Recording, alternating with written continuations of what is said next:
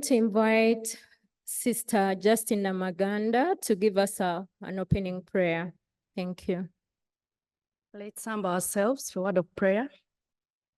Father, Lord, we praise and glorify you. We lift your name high above all creation because you are worthy of praise. We thank you for this moment that you've gathered us together. Thank you for your goodness to each one of us here. We have come from various universities, but with the same thought, the same vision, and as we work very hard to uplift our particular universities, Makerere University as the host, being the lead in this, we ask for your blessings. Guide us as we start this conference. Be our guide in all the thoughts that will be shared here for the 3 days. Inspire each individual that will share his or her experiences with the rest of all of us. And may we enjoy our stay here. May this experience be a learning experience for each of us here as we share our cultures, our experiences as Africans. In Jesus' name we have prayed with thanksgiving from our hearts. Amen.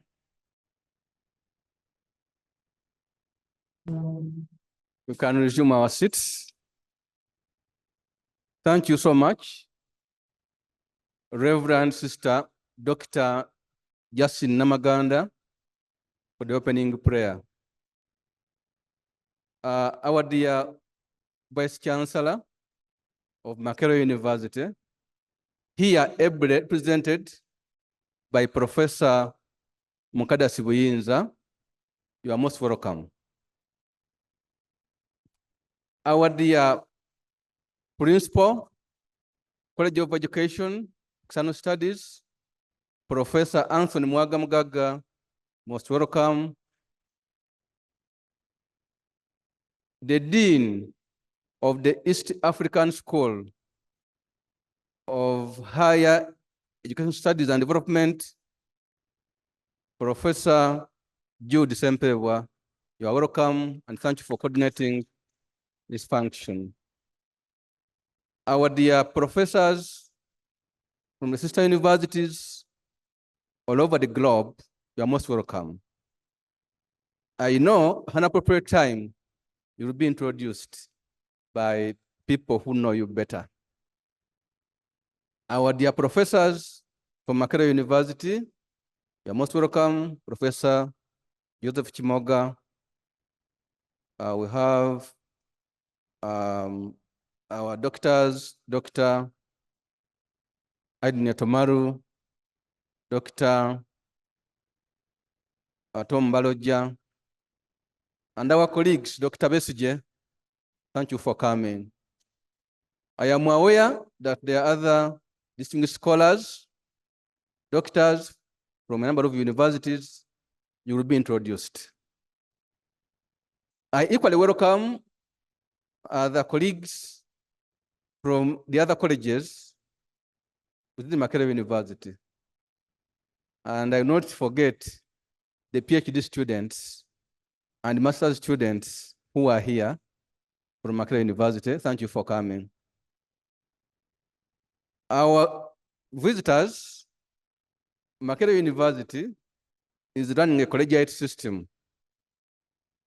So we have members from other colleges who are here and will be recognized by the dean and the principal as they communicate. Our dear Vice Chancellor, this is the ACUSA Conference. This is the rotational conference within Africa. And we're looking at leveraging critical university studies towards the practical pursuit of an African university. We are looking at how we do the teaching, the research, and the community engagement in the African way. And that's why all of these accomplished scholars are gathered here to discuss that.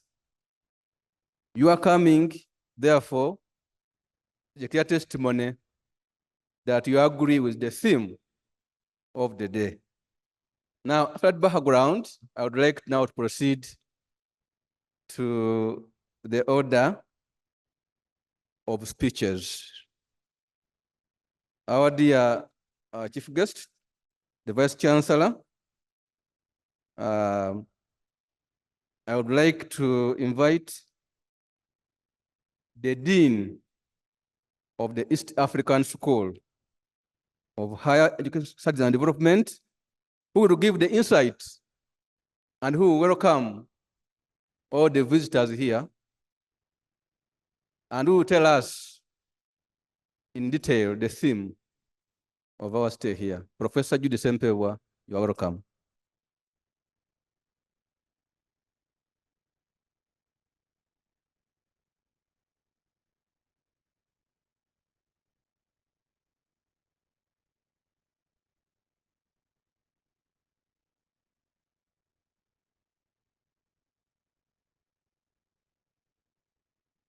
Dr. Jita Eric, the representative of the Commission of Higher Education Training at the Ministry of Education. Professor Buyinza, our acting Vice Chancellor. Professor Anthony Mugaga, our Principal of the College of Education External Studies. Dr. Muhammad Chigundu, former chairperson of Makerere University Academic Staff Association and head of Department of Humanities in the College of Education External Studies. Professor Dina, Professor Su, our delegates, ladies and gentlemen. At the East African School of Higher Education Studies, we follow a team approach. And to ensure that no one is left behind, we start activities like this with a roll call. Therefore, I request you to allow me to ask the following people to stand up. Professor Joseph Chimuga, Dr. Tom Darlington Baloja,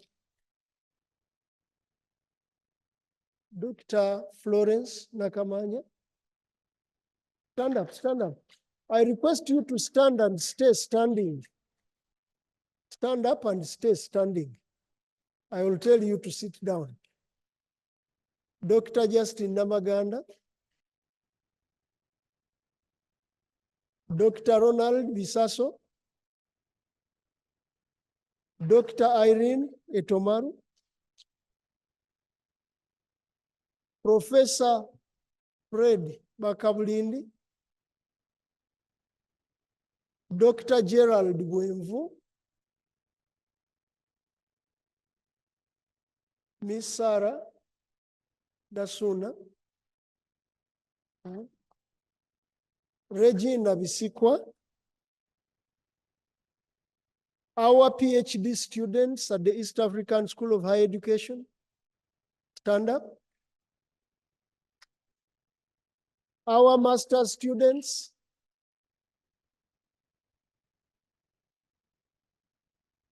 Dr. Idris Kasenene, still around. Our former students present. Please, the people standing.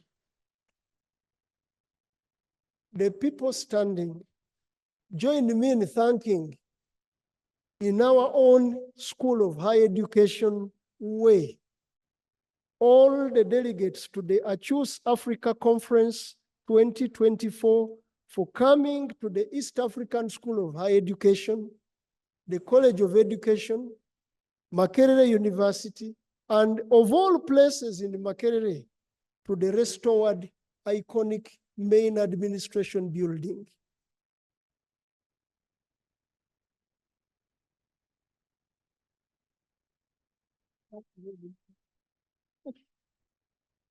And wow, thank you, Prof.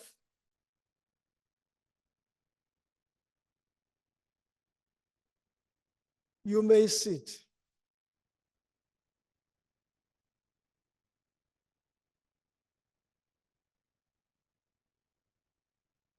As guests in this restored main building,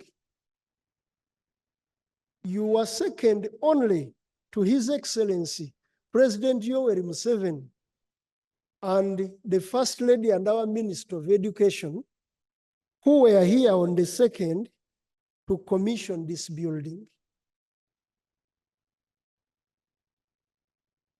As the first school of higher education studies in Africa, the first school to offer a taught PhD in East Africa, and the first school to host a critical university studies conference in East Africa, we at the School of Higher Education are very proud to be the first to hold a major event in this building.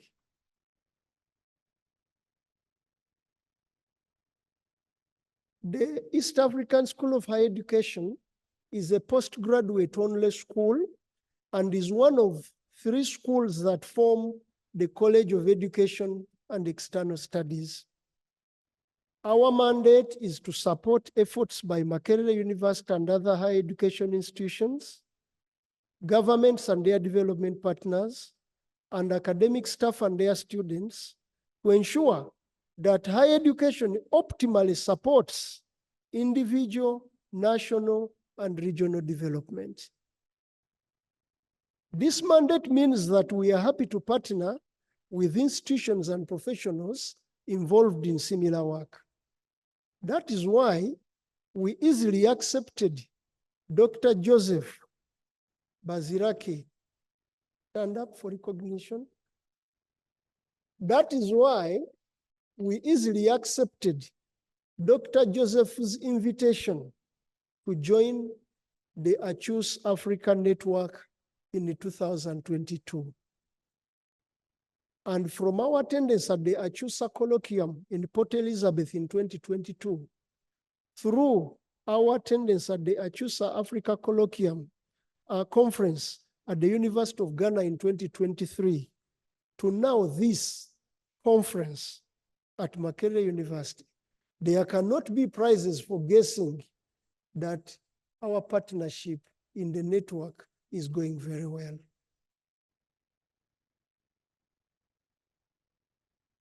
We are very grateful that in South Africa and in Ghana, the ACUSA network took excellent care of us. And as you know, you of the School of Higher Education, the people of Makerere, a good turn deserves another. Now that the network is in our home. We at the School of Higher Education selected the theme, leveraging critical university studies towards the practical pursuit on Afrocentric University, because that is what we are doing. We are committed to do the same with the ACUSAfrica Network over the next 2 days of this conference and all the days ahead. And I am thrilled to know and to say that the best days of our network lie ahead. After all, at Makerere University, we build for the future. Thank you very much.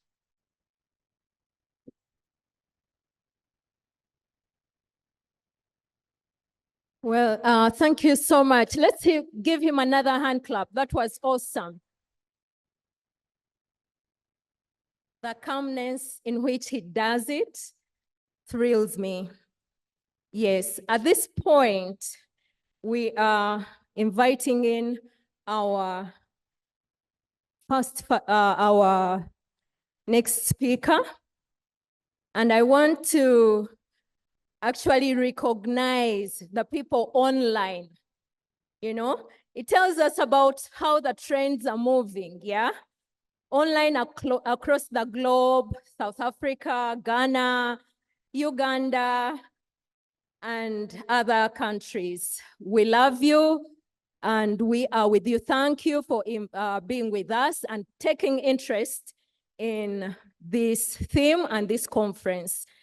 Well, like you've all seen, I wear very small shoes and a jacket, Afrocentric. And at this moment, I am going to once again invite Professor Jude Sempewa to invite the next speaker, because I cannot fit in those shoes yet, though I'm being trained for that. So Professor Jude Sempewa, kindly walk back and invite the next speaker. Thank you. Meanwhile, as he comes, let me hope you have greeted your neighbor. It is an African way. Greeting is our thing. Yes, greet your neighbor. Know their name, the African name. That's the theme. Like my name is Asimwe. Asimwe comes from Uganda, southwest of Uganda, Kabale. So I am here to represent all from Kabale. Hello. Thank you so much, Asimwe from Kabale. We clap for her. The next person that Prof. Jude was supposed to invite will come in later. I want to take the pleasure to invite the next speaker, who is none other than the principal of the College of Economic Studies of Makerere University, Professor Anthony Mugaga. He is an accomplished scholar with a doctorate of philosophy in philosophy. That is rare. Doctor of philosophy in philosophy. So you must be very attentive to listen to such an accomplished scholar. And is in charge of a number of schools and institutes in Makerere University. Is a member of top management of Makerere University. Top management has a few people. It has officers of the university and the principals of the colleges as defined by the UOTIA. UOTIA is the law which governs higher education institutions. Professor, you're most welcome.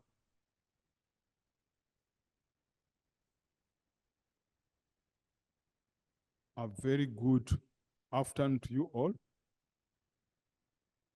Dr. Jita, representing the Minister of Education, Professor Mukadasi Uyinza, the Acting Vice Chancellor. I think he's not even acting, he's the Vice Chancellor, because institutions never remain vacant. Since the Vice Chancellor is out of the country, he's the Vice Chancellor. Because if I don't say that, he might get annoyed and I lose my job. So dear Vice Chancellor, the various Vice Chancellors and Deputy Vice Chancellors from various universities present, deans, principals of colleges, my deputy principal, Professor Bisaso, the Dean, East African School, Professor Jude Sempewa, staff, students, and all of you friends, the invited and maybe uninvited guests. I want to thank as well as welcome all of you from the various institutions like HSRC, something like human science, University of Ghana, University Belfast, Nelson Mandela University, Makerere, to this year's ACUSAfrica Conference. You are all very welcome.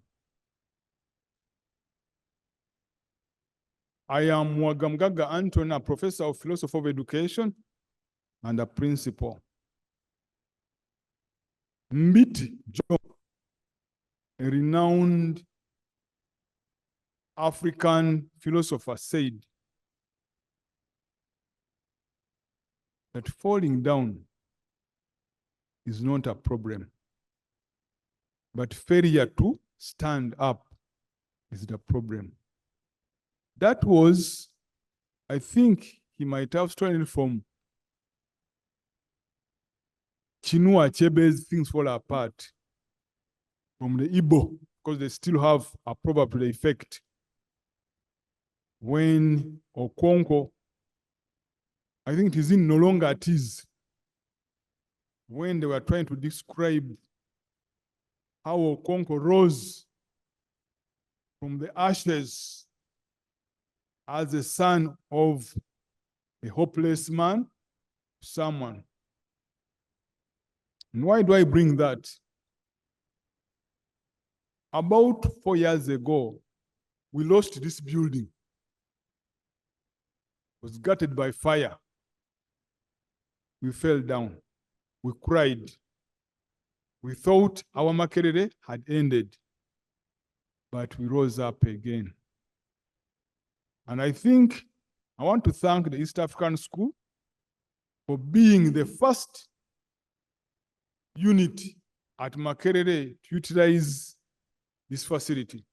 I want to apologize. I want to apologize for the noise. You hear it. They are still working on this facility. They are still trying to tidy it up, and probably may not be very comfortable, but we wanted to show you that we are standing up again. The fire gutted it, but we stood again. I want to thank the Vice Chancellor for allowing us to be the first to use this facility. Particularly Professor Buyinza, because the Vice Chancellor is not around, he's the one who allowed us. Thank you very much, sir. I want to thank the East African School. Since we are talking about an Afrocentric university, I'll use African proverbs. In Africa, small people never work. Jude has not worked. The Balojas, Timogas, East African School, they have not worked. It is me, the principal, who has worked. Because in Africa, it is the chief who works. But again, the chief doesn't work. It is the king who works. The Vice Chancellor has successfully organized this occasion. Thank you very much. By implication, Jude, we can't thank you for organizing this conference because you are not a chief. You would have thanked me, but again, the king is around. So I thank the king for organizing. But what you and your team, I want to thank you for holding this occasion successfully. Now, on the title of this, as I wind up this, leveraging critical university studies towards the practical pursuit of an Afrocentric university. Somewhere between 1980, early 90s, from the 60s, there was a question. Is there something called an African philosophy?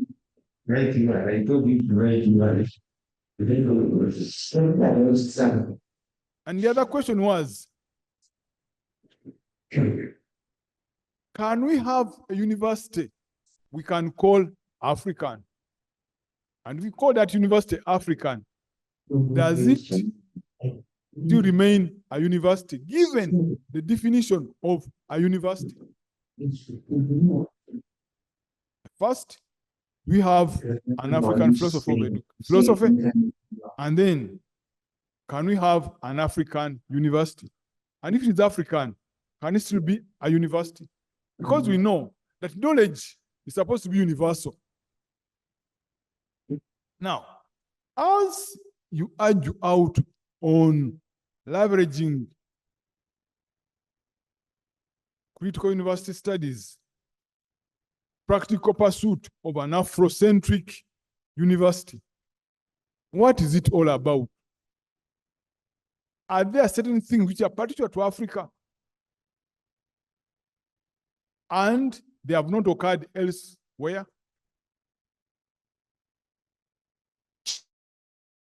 Was a Roman philosopher. He said, and I quote his own language, nihil or nihil nova subsole, nihil no nova subsole, nihil nova subsole, that there is nothing new under the sun. So if there is nothing new under the sun, what are you trying to say when you talk of an Afrocentric university? I think it is possible. That is in my opinion. Today, we struggle a lot with values which are foreign. Now, how do we spice our studies with the values which are African, like Ubuntu, like the African hospitality, like a critical outlook which is African? As I wind up, cognizant that today the world is slippery. At one time, everyone thought that wars and civil strife was only meant for Africa. We could hear wars in Congo, wars in Angola, wars in Sudan. But today, when you talk of wars and civil strife, someone will say, keep quiet. Let me listen and see. There is one in Ukraine. There is another in Lebanon and another in Gaza. So how do you, university academics, look for warning signs and you begin tackling the challenges which are in Europe, in the Middle East, that they don't come to us where the ground is even more slippery? Of course, Africans say, when you see fire burning the heart of your neighbor, never cover your head. When fire burns hearts, you see in Africa we used to live in huts. Fire begins burning hearts in your neighborhood. Never say, those people used very dry grass. You never know, your grass might be what? Drier. I want to end by calling on all of us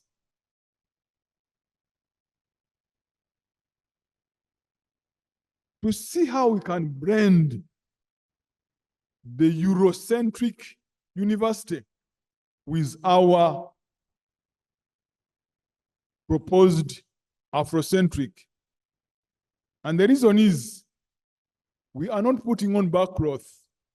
Backcloth is the traditional attire people used to wear in Uganda. We are putting on a European cloth. So since we are putting on a European cloth, it may become very hard for us to totally disaggregate the European-centric university from what we want to propose. I want to wish you a safe stay in Uganda. I want to ask the good Lord who has brought you to return you safe when the time reaches for your return. But to remind you that Uganda is big enough, you can stay. It has lovely people. For the men who are searching, have some beautiful ones. And for the ladies who are also searching, the handsome men are around. Please feel at Uganda. And we are very sure you will have very good deliberations. As our former president, General Dada said, when a chance comes to host this conference in your country, you shall revenge by coming also in big numbers. Because said that when he went to Europe, he said, I'll revenge with a big cow. So thank you very much. May the good Lord bless all of you.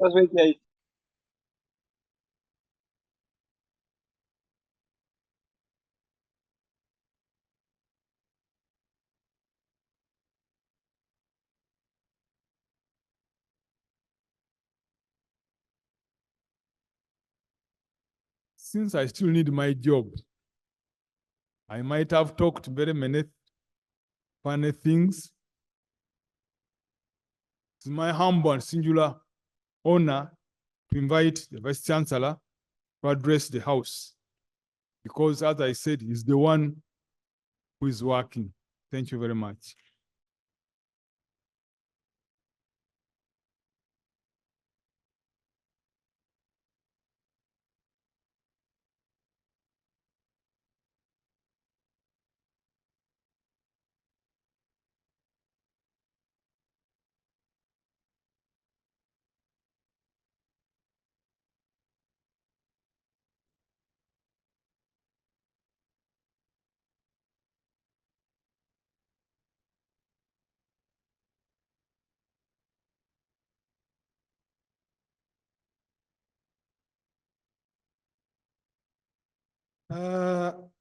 Good afternoon, colleagues.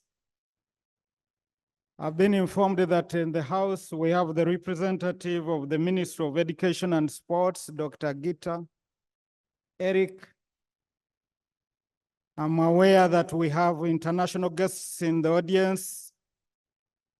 My colleague, the principal, who has been at the podium, members of university administration, the faculty, students, and development partners here with us tonight. It's a pleasure to be here. Colleagues of mine, I wish to convey warm regards from the Vice Chancellor, Professor Barnabas Nawangwe, who is unable to join you, but he wishes you fruitful deliberations in the course of the day and even thereafter. He is aware of this conference. He has blessed the convention, and we believe that we should be able to reflect on the emerging issues facing an African university, at least today and even tomorrow. It gives me a lot of pleasure to join you, not because I'm in this position, but because of my vision of an African university. I truly believe that if you want to develop an African university, then you have to really grow and nurture and advance critical reflection, critical thinking about the role of an African university. I know for sure that you are very much familiar with the routine duties and responsibilities of a university. That is teaching, research and innovation, and engaging in community service. But I want to tell you that the role of a university in an African setting has expanded. There are many hidden responsibilities and mandates that we need to take on if we are to remain relevant and contribute optimally to the development of our continent. You might wonder what has changed. A lot has changed. If you observe the role of the original universities and their nexus and interface with the society was not that much because they were fountain. They were ivory towers. Their role was to generate knowledge. Today, if any university world over does exactly that, then you'll be declared irrelevant. It's for that reason that I'm exceptionally happy that my colleague, the Dean, Professor Sempewa, the principal, and all the leadership in the College of Education, you found it worthy to bring us together. Multiple institutions, collaborative minds, coming together to think through the issues. How do we avert? How do we use our teaching, training, research, and innovation to reduce on the burden that is facing the African society? That is everybody's vision. Our forefathers, those that participated in the Pan-Africanism movement, the Kwame Nkrumahs, the Nyereres, they had legendary visions, great minds, great ideas, and they moved us to where they handed over the baton to us. We have the baton. How do we carry on the agenda that they started? You may wonder, the second industrial revolution, if you remember very well, happened around 1870. And that revolution helped many countries and continents to develop urbanization, transport, modernization, high-tech, science and technology, all boomed. That industrial revolution did not transform us. We didn't benefit at all. That is why I'm happy that now we are thinking of leveraging on these critical university studies to find solutions. Maybe we were not critical of ourselves then. You can imagine the greatest innovation in the second industrial revolution was the invention of electricity. All societies world over today have electricity, at least the normal grid. Today, in my country here, I will tell you that about 20% of the population do not have electricity. Are we prepared to leave our country behind, lag behind again as the world gets on to the fourth industrial revolution? Surely we shouldn't. If we ever do so, we would have betrayed the citizens in whose mandate we exist. Whatever we do is in the trust of the people of Uganda and Africa in general. Therefore, I truly believe that the theme of the day is in tune with the times. It fits in well with our strategic vision as a university, as a modern innovative university that wants to really contribute optimally to transformation of society. I know for sure that this from Professor Sempewa, I understand that you are having 3 events in the coming 3 days. You have the Doctor Academy, you have the academic conference, and you have the curriculum development validation workshop, isn't it? These 3, if you put your thought to these 3, you are going to share experiences. You are going to try out what has worked, what hasn't worked. How best can we move? What are the best choices for an African university tomorrow? This is what we want to hear. This is what we want to hear. I'm happy that you've managed to convene this event together with your partners. I've been informed that you have quite a number of them. Is it the Human Science Research Council? You have our traditional partners, UG here, University of Ghana. We have Nelson Mandela University. We have, of course, Queen's University, Belfast. These really, you know, these are universities that share an agenda. We share an agenda with them. Having University of Ghana in the same consortia is good because we've done it all together. We belong to the consortia of the consortia of advanced research training together. We are in Euroforum. We are in Arua, the Alliance of African Research Universities. We are in the Global University Academy. So when we come together, you know, we are synergizing and expanding our collaboration and possibly setting new targets together. It's for that reason that I want to thank once again the College for spearheading critical university studies. It is my little understanding, if I remember well, it's not beginning here. Critical universities. It's just that we've been lagging behind. Way back from the 70s. It has been in America, it has been in the US.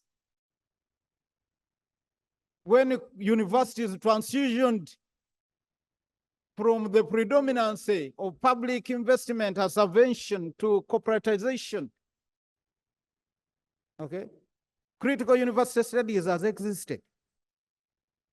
I'm happy. By the way, Professor Sempewa, very few Ugandans, very few faculty here understand critical university studies. Just do a survey. Very few. I do, just because I've been following quite a lot of the Africanization and the anti-Russia movement, so I know what the background to it and where it has reached. Colleagues of mine, it gives us a golden opportunity to really answer some of the never-ending questions of Africa.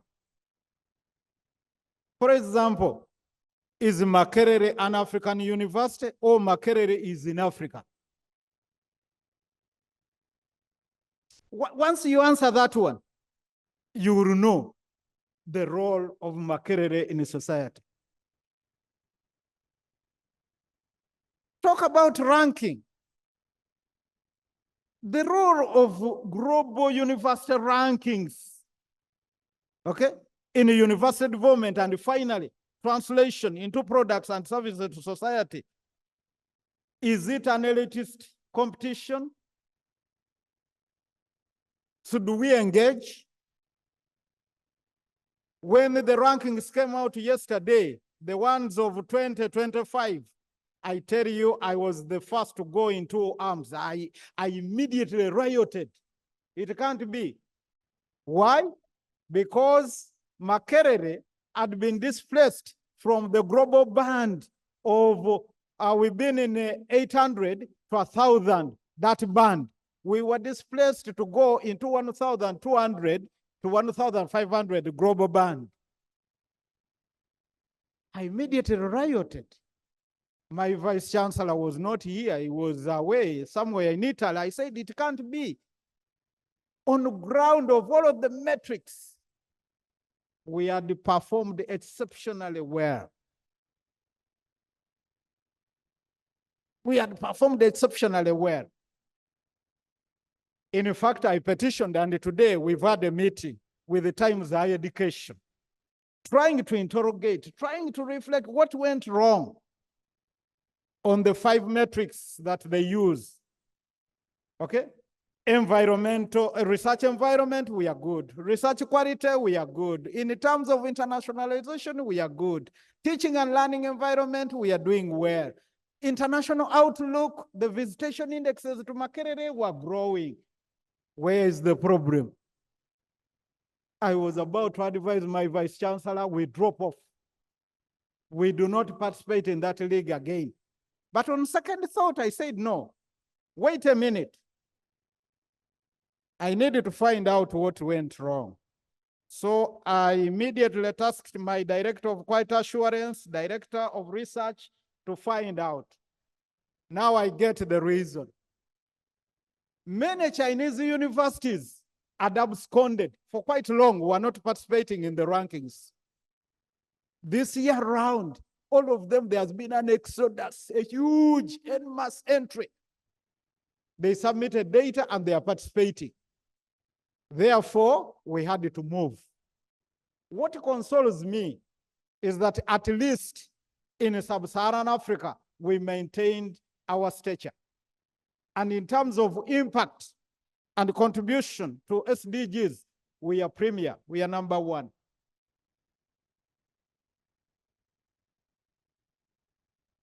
I've got reason to celebrate. As I take leave, colleagues of mine, we are under an assault, a technological assault. As universities on the African continent and even Europe, just know it. It is not the mighty, but one who picks the lessons that will survive this assault. Artificial intelligence is on our doorsteps.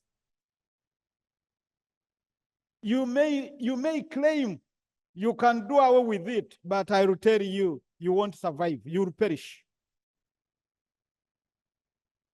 We need just to embrace, know some of the pitfalls and how to avert them. If there are students here, I'm going to develop a policy to do with the use. Prohibiting use of artificial intelligence is not helping us. But I want you to use it as a research assistant, not a ghostwriter. Huh? Some ghostwriter writing your thesis, not at all. We are better off to embrace science and technology and move forward. Collectively together, that's when we shall advance and build the next generation of an African academy that we want.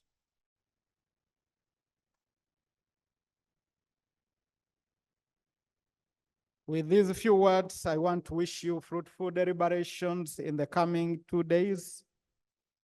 Professor Sempewa, I look forward towards receiving a copy of the deliberations with actionable, I'm repeating, with actionable recommendations. Thank you very much. Wish you well.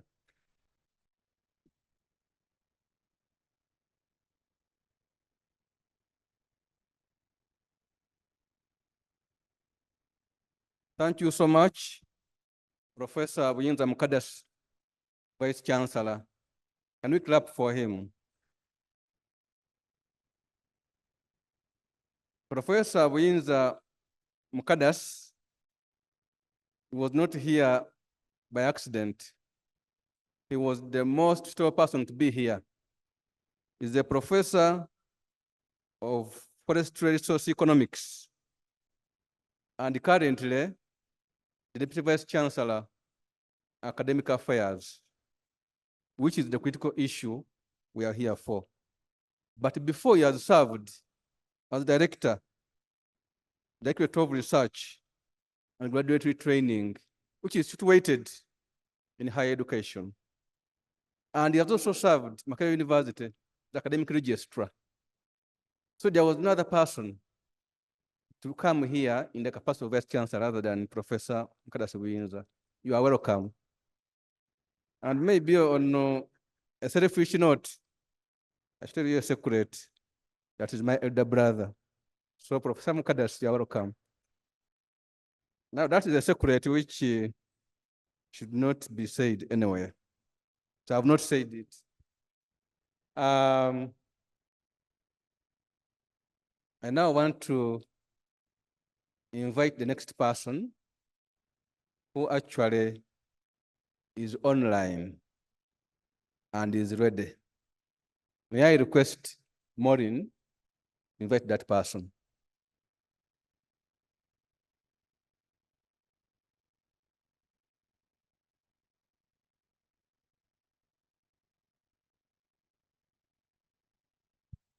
Thank you so much, Peter. Very humbled to be in the presence of the Deputy Vice Chancellor.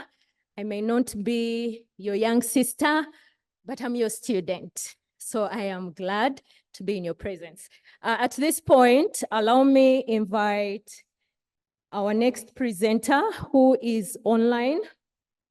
And our presenter is Professor Andre Kidd, Deputy Vice Chancellor of Nelson Mandela University and the Chair of Critical Studies in Higher Education Transformation. Yes, can we give him another thunderous clap? Thank you. Over to you, Prof.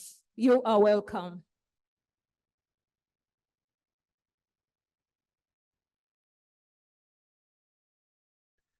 Good afternoon, friends and colleagues. Yeah, of course, I'm at the wrong place now, yeah.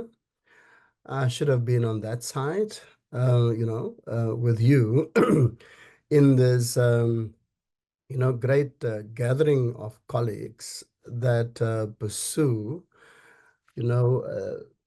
alternative ways of studying the university, so that we are better able to respond to the various challenges it is facing, and also so that we can build better forms of social legitimacy and relevance for our institutions, not only on our continent, but of course across the globe. And that's a big, big ask. But before I get to my kind of informal comments, let me first acknowledge, the people, from the university and from the gathering who have made this possible and who support the program and project, not only intellectually, but also financially and politically, as you would know that these kinds of solidarities are crucial for the work that we are trying to or are undertaking. So Prof. Barnabas Nawangwe, the Vice Chancellor of Makerere University. We met 2 years ago when we visited with our Vice Chancellor. Dr. J.C. Mwingo, the Minister of State for Higher Education. Prof. Anthony Mugaga, Principal of the College of Education and External Studies. We've also met before. Prof. Ugadazi Boyinzi, the Deputy Vice Chancellor for Academic Affairs. Then, of course, Prof. Jude Simpebwa, the Dean of the East African School for Higher Education Studies and Development, one of our key partners in this program and project, with, of course, the University of Ghana and the Queen's University, Belfast as well. Then Prof. Damtu Tefera, our keynote speaker tonight, the officials from the Higher Education Ministry, the staff of the East African School for Higher Education Studies at Makerere University, colleagues from Makerere University, members of the ACUSAfrica Network, all keynote speakers, presenters, and attendees at this conference, both in person and online. It's a wonderful gathering for us as a network, since we have long have had the ambitions of growing, our friendships, much more stronger across our continent, and also to provide for a way of thinking the university differently from different perspectives and experiences of colleagues within their own regions as well. The East African region, our own university, has a very, very strong link there. So very crucial for us in building this. But we've also growing other regional, sub-networks around this idea of advancing critical university studies across our continent. Now, it's obvious that I would have loved to be there, speaking in person and engaging with you, face to face. But unfortunately, the number of what one can say responsibilities on this side has just overtaken me. So I just couldn't make time to come to this particular conference. Also would like to extend my warmest, congratulations first to Jude for his appointment as the dean, but also to him and his Ugandan and Makerere colleagues for so enthusiastically embracing the network, as an East African hub and for hosting this conference. I do think that we will have to develop this much more stronger, intellectually and pragmatically, so that we can put on the table the different kinds of actions, and projects that we would like to see emerging from this network. Now, the network has its roots in a winter school hosted at Nelson Mandela University in 2019. And of course, there are a number of you who were part of that meeting who are also now at this conference today. And the big, what one can say, the big puzzle for this group of people is the fact that the study of the university in South Africa and on the continent and globally, of course, has been dominated by a conventional assumption about the goodness of the university and the goodness of its role players and the academy. And in our estimation, that has more or less masked the complicity of the university in the various challenges that the world and the globe and our local communities are facing. And given the approach to the study of the university, this is the other assumption, is that we can't disclose what the university is actually doing because we are already streamed and framed in particular ways of thinking the university. And this network wanted to dislodge those so that there are other forms and new ways of thinking the university that is both critical, disruptive, and productive, i.e. a form of thinking that can bring us to the edge of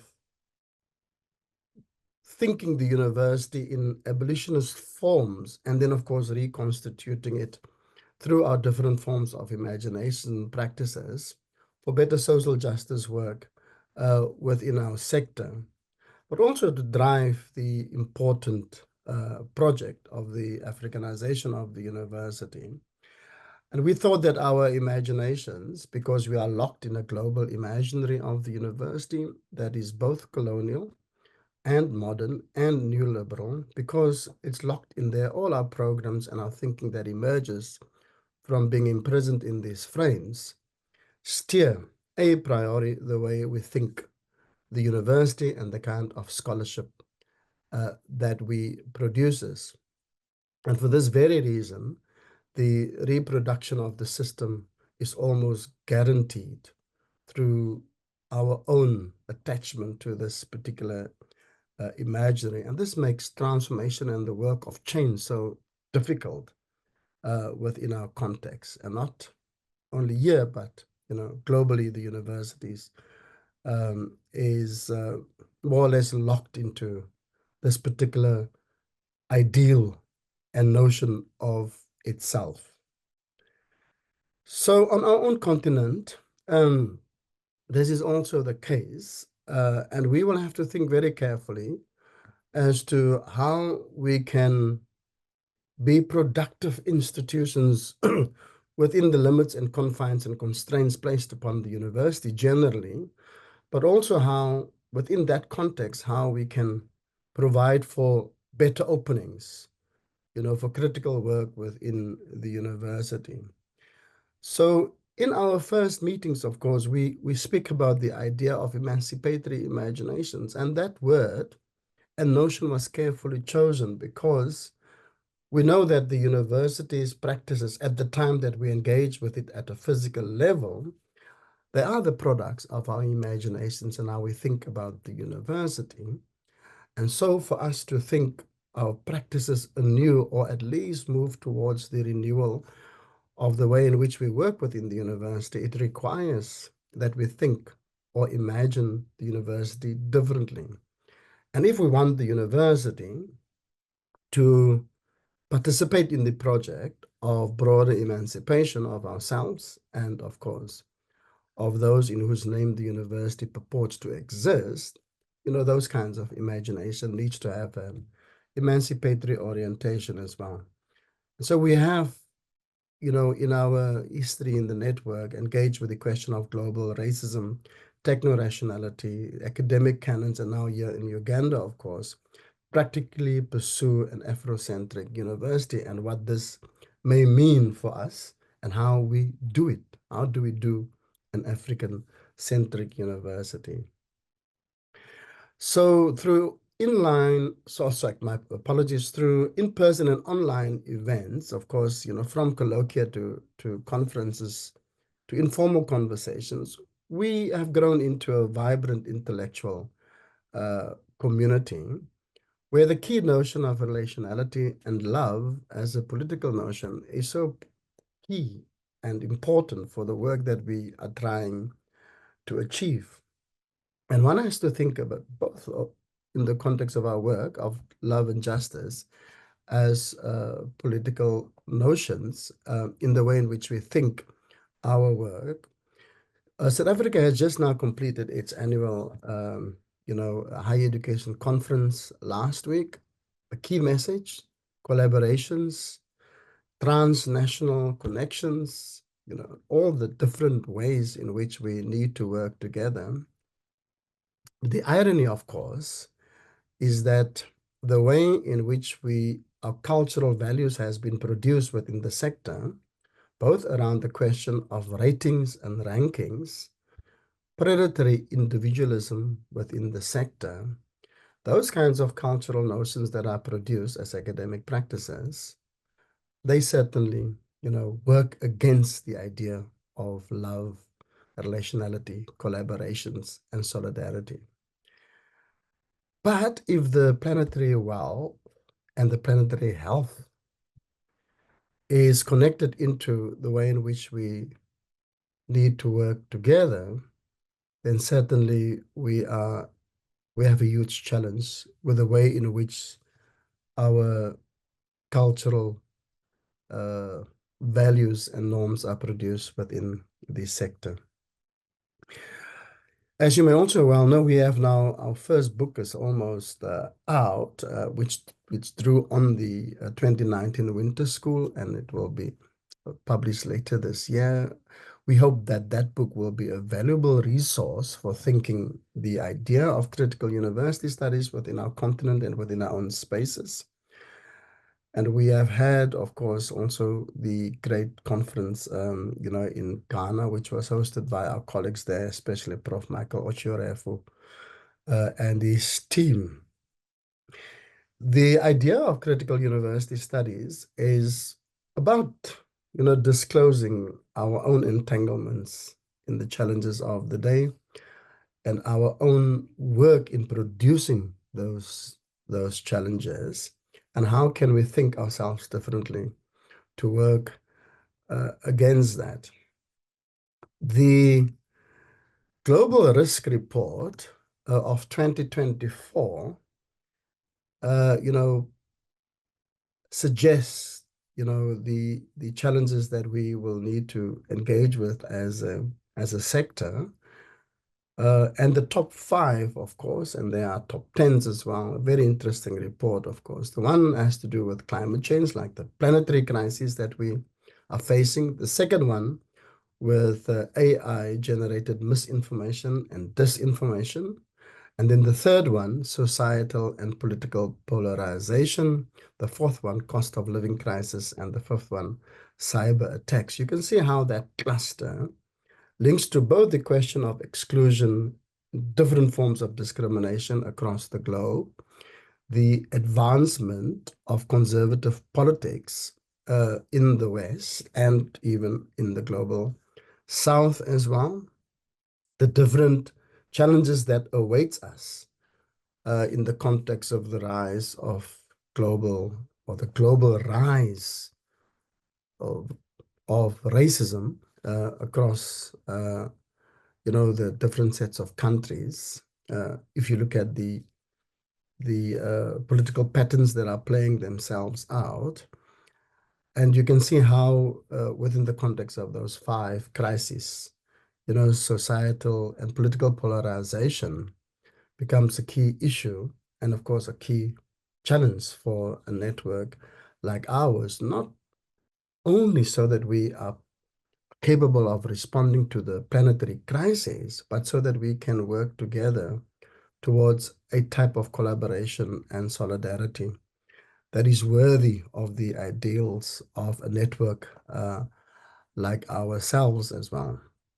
But as you may well know, there are also a number of factors working in our favor, and that is that on our continent we still have some space and time to maneuver around what the university may mean and how the university can be reconfigured differently, how the university can critically support the developmental challenges of our continent, of our own countries, but also how the university can retain its key function as a critic and conscience of society, how the university in its essence remain a critical institution.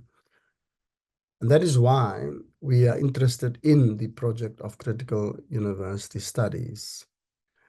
The idea of critical university studies, and of course, critical university studies has its own criticisms, is that we think the university differently, that we instill within our engagement with our own institutions the idea and ideal of critique, so that we can, for ourselves, disclose the derivation of our own thoughts, our own assumptions, how we are located within the academy ourselves, and how those patterns place themselves out to either support the reproduction of the university and or to disrupt those patterns. So colleagues, I am, once again, very sad not to be there, but I wish you all the best with your deliberations. And we'll be missing the great food, of course, and the lovely engagements and friendships and chats, with various people. And of course, just experiencing the city, which is almost part of our blood, in so many different kinds of ways. So many thanks for that. So I'm looking forward to following some of the conversations online that will be unfolding over the next few days. And of course, also just to receive a brief on how the conference has played itself out in furthering our collective aspirations and ambitions around what the network needs to pursue. So with that, please, from my side, enjoy yourselves, enjoy the conference, and have a great time. Many thanks for holding this together and for walking with us together in this particular journey. Cheers. Bye-bye.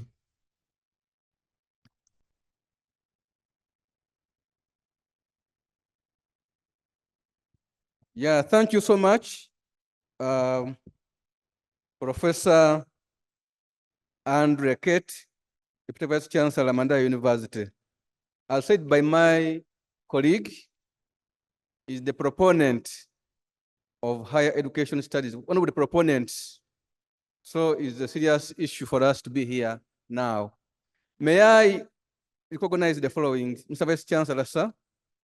When Professor Sempeva was talking, introduced all of us from Makerere. Before you go, I would like to introduce to you the other universities. Nelson Mandela University, oh yeah? May you stand up for recognition? Nelson Mandela University? Yeah, thank you for coming. Thank you for coming. And the Deputy VC has been addressing us. Zulu University, oh yeah? Zulu University, stand up for recognition. Zulu, outside.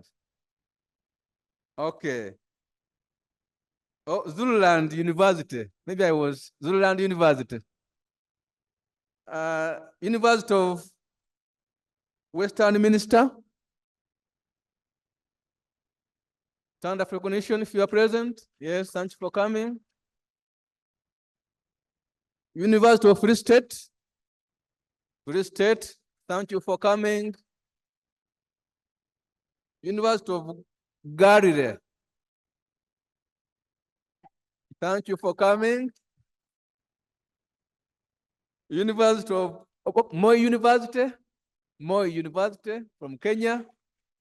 Thank you for coming. Moi Oye. Rhodes University. Rhodes University. Thank you for coming. Then we have from our then we have Gulu University. Gulu. Gulu is from Uganda. Thank you for coming from the northern part of Uganda. Then Istanbul Modest. Is it Modest University? Oh, thank you for coming. Thank you. Thank you. Yeah. University of Eastern Cape. Eastern Cape. I think I've moved out. University of Ibadan. Yeah. Thank you for coming. Is there any other I've not introduced? And is here? Yes. Tell us which university? Which university? Garissa University. Thank you for coming. Any other? Yes? Wheat University? Wait. Thank you for coming. And Mr. Vice Chancellor, we have a moral booster who does it very well for us, and is present here. The name is just Stand Up for Recognition. I'm moral booster of this Association of African Universities, that lady. Yes, yes. You are our chief moral booster. I'm introducing you to, yes. Yes, thank you very much. Dear chief guest and members, Kyambogo University, oh yeah. Yes, Kyambogo is a local university in Uganda. Thank you for coming. And a public university in Uganda.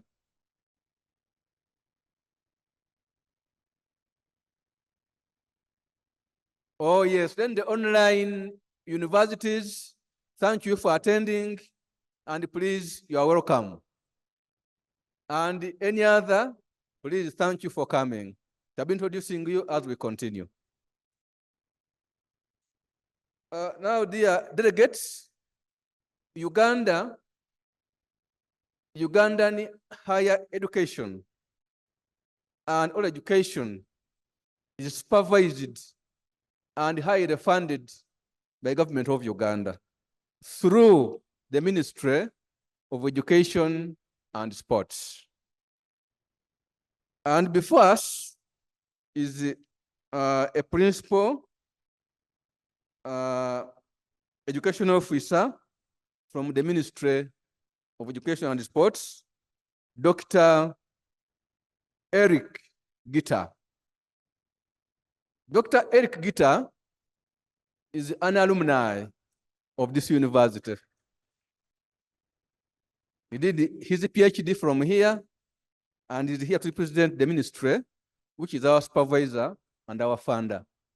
Dr. Gita, you are most welcome to represent the government of Uganda through the Ministry of Education and Sports, and is situated in higher education.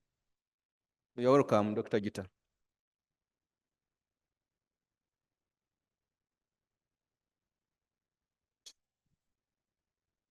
Yeah, ladies and gentlemen, good afternoon.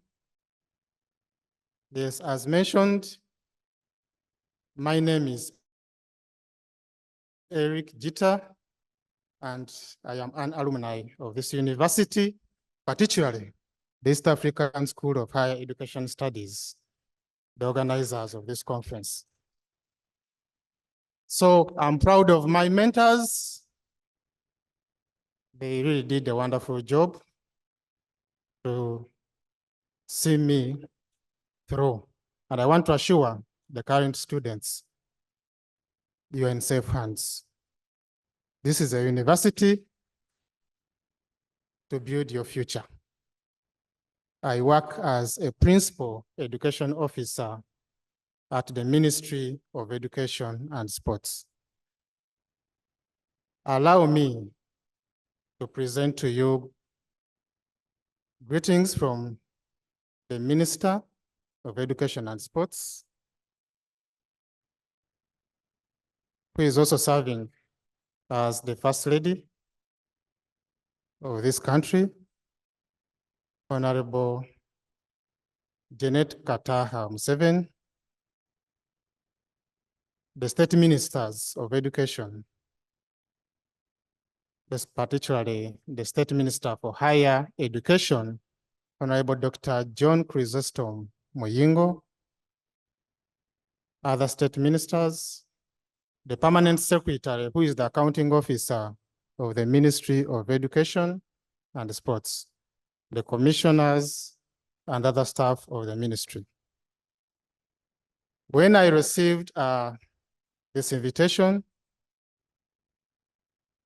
I registered as a participant willing to come and learn a lot, share a lot, witness a lot from this conference, and also to be part of the witnesses. That's why I'm carrying this tag, because I had registered. But my registration has been uplifted to represent the Minister of Education and Sports. At the ministry, we had an invitation from the Commissioner, University Education and Sports. At the same time, the Honorable Minister of State for Higher Education also received an invitation. But because of the conflicting activities that are running at the ministry, all the ministers and the commissioners, as I talk now, are attending a meeting at State House. It has made the minister and the commissioner to miss this conference, this gathering today, but assured me that tomorrow or Friday, there will be in attendance. There was also an assurance that they will be online following every proceeding of this conference. So allow me to present some remarks from the Minister of Education that were written down. And now that the Minister of Education assured me to be online, you allow me to read the remarks the way they were written. Okay? Yes. The conference organizers, members of Makerere University Council, Makerere University Administration, and staff, the visitors and students from within and outside Uganda, all protocol observed. Ladies and gentlemen, good afternoon. That's the minister now. Okay. Yes. Greetings. It's a great opportunity to share with you today as we rethink a path to embrace African, to decolonize the way we think, the way we act and react. An opportunity designed for our institutions of higher learning to center African and African diaspora cultures, histories, perspectives, contributions, values, philosophies, and knowledge systems that have been marginalized in the traditional Eurocentric academic frameworks and operationalization. The Afrocentric University does not merely adjust to the existing models, but one that redefines how we approach higher learning itself and the vital role of leveraging critical university studies in establishing a transformative revolutionary concept. As the theme states,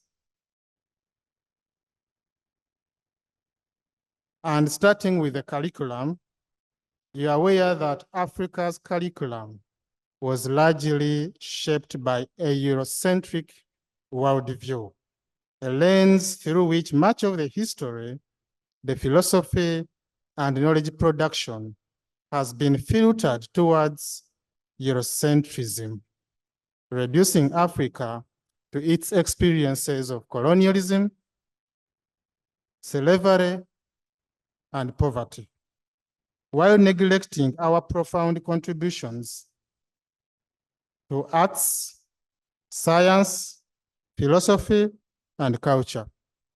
It has also been discovered that for generations, the intellectual traditions of Africa and the diaspora have been overlooked, marginalized, or even actively and intentionally erased.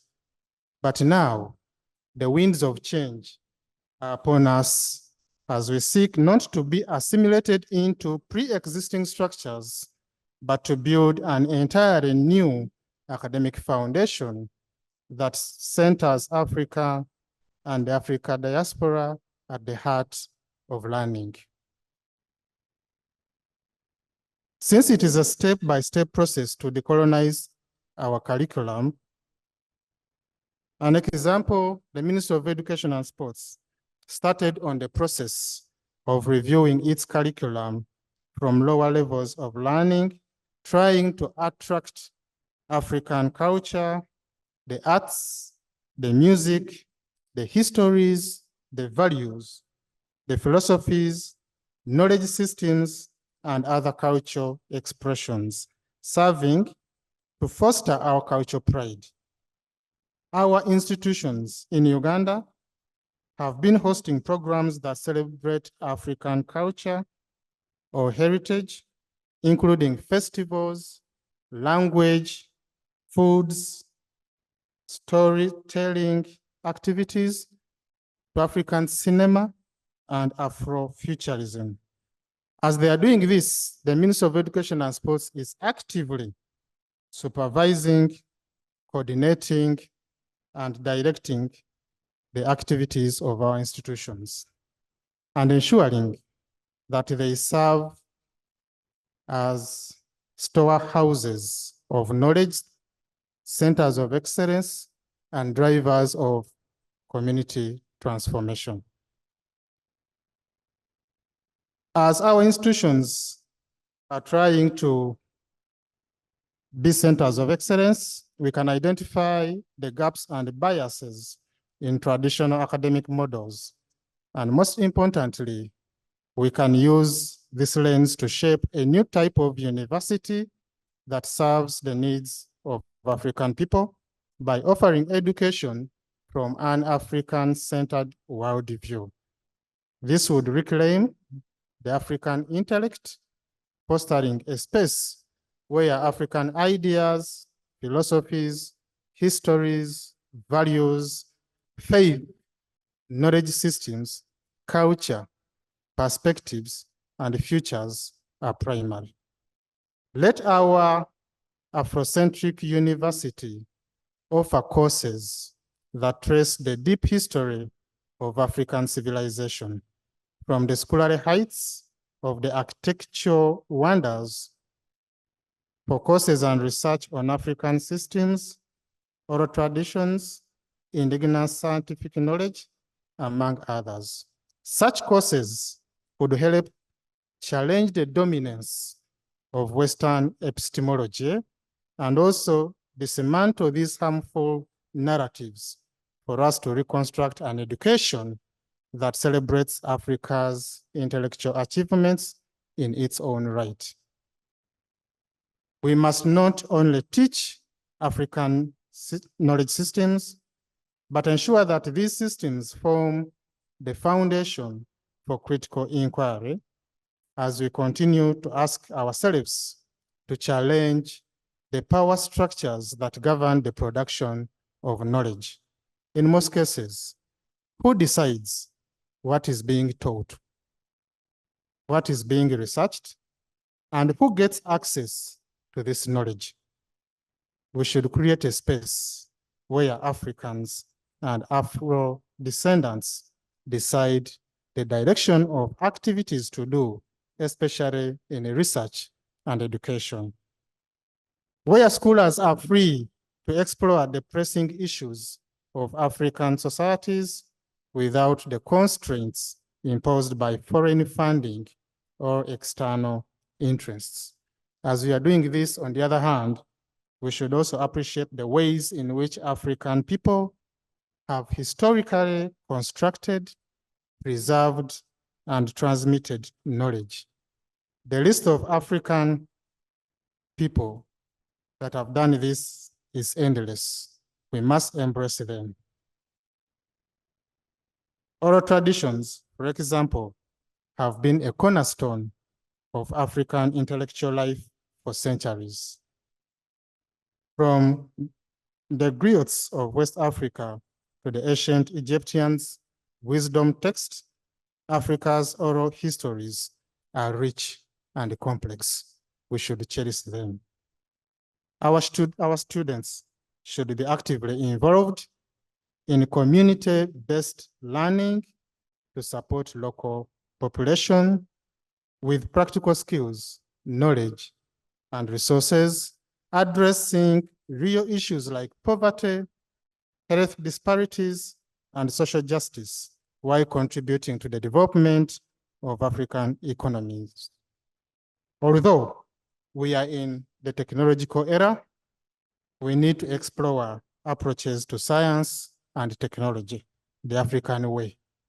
We need to drive innovations in Africa by offering programs in science, technology, engineering, and mathematics that are geared towards solving Africa's unique challenges, particularly in environmental practices, African architecture, herbal medicine, agricultural innovations, and African solutions to modern-day challenges like food security and sustainable development. There is also clean energy, health, and integrating technology into education itself. We should promote the issue of online programs that can reach every African student across the continent. This will democratize access to knowledge, allowing people in the most remote parts of Africa to receive a quality Afrocentric education. As I conclude, I invite each of you to imagine the possibilities of what it would be to mean for Africa and the African diaspora to have an institution that truly reflects the intellectual heritage. What could we accomplish with an educational model built on solidarity, shared knowledge, and African-centered values? The time for this is now, without critiquing the existing systems, but to create a new one where we, the Africans, no longer at the margin of global knowledge.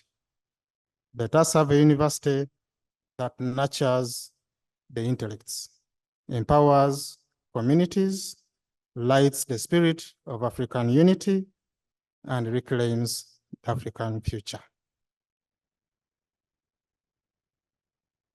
He ended by wishing us good deliberations throughout the 3 days.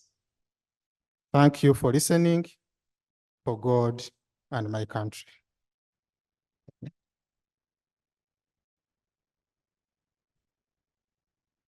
Yes, after presenting his speech, he allowed me also to take this opportunity to declare the conference open on behalf of the Ministry of Education and Sports. I thank you.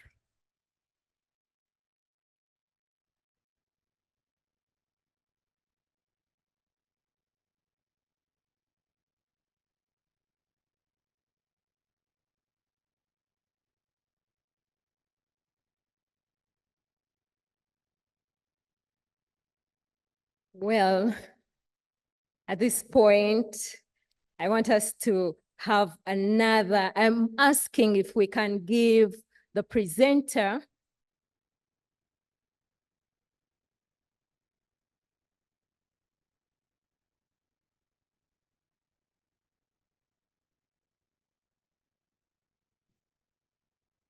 Yes, it's getting better, you know? And that is the Afrocentrism in this place in Makerere. Like I was saying, that let us give a mightier hand clap to the presenter for presenting the minister very well. Thank you, sir. Thank you so much. At this point, we are going to have a very interesting interlude. We are going to have a small break. We are going to take a memorable photo with our DVC, who is here very dedicated to be with us. Thank you so much. So we are going to go outside and break the virginity of this building. Thank you. Yes, that is another African saying. So after that, we shall reconvene. Thank you.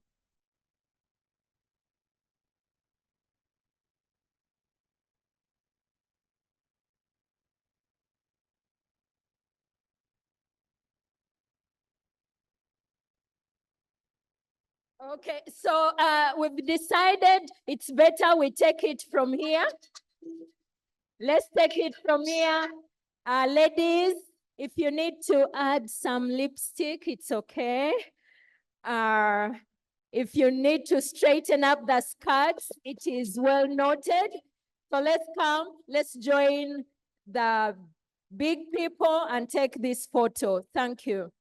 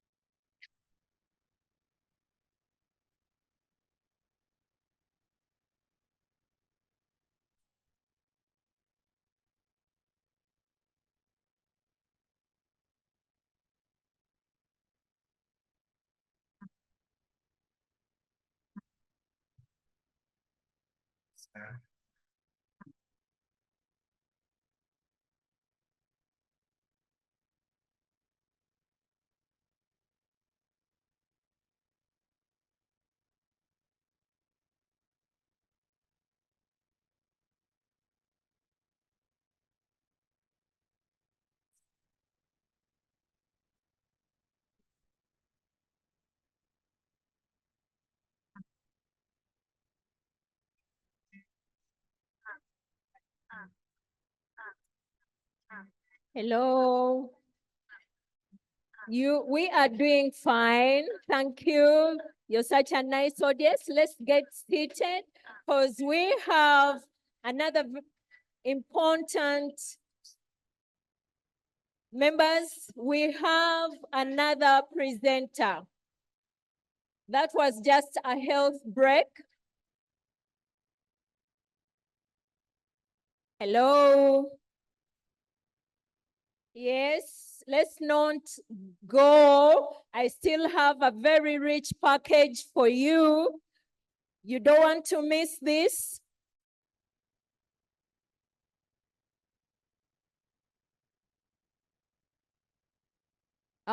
We have next on agenda, we have Professor Damtui Tafera, a very renowned person. So that's why I would love most of us, all of us, to get seated. And then our evening tea is equally ready.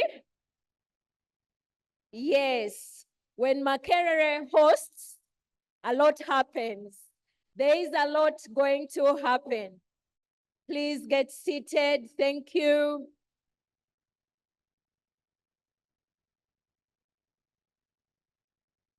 Yes. Well, we've had this conference officially opened, and we want to thank. Right now, allow me go into the next. Thank you.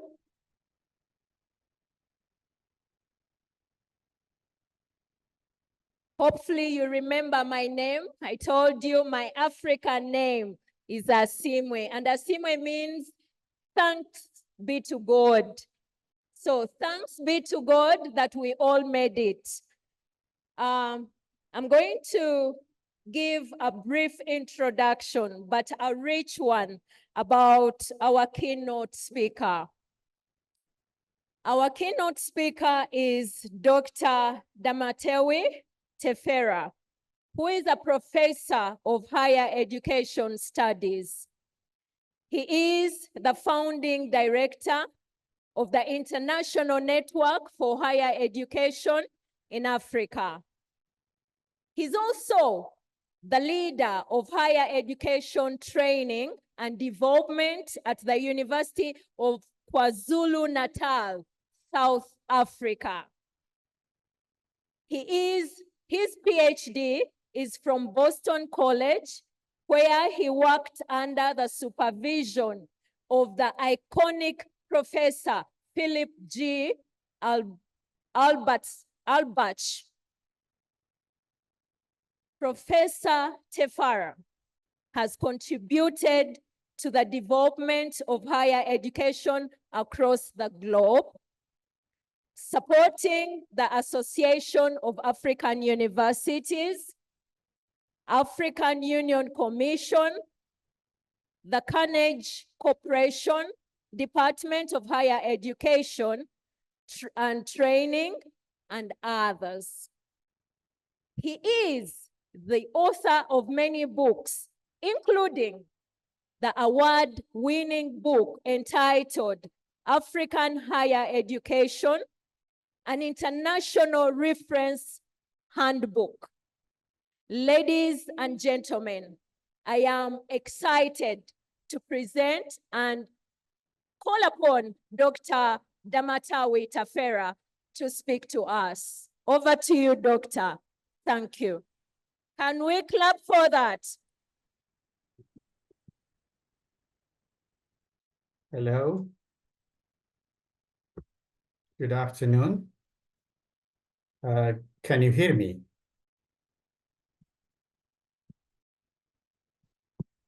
Give me a signal if you can hear me.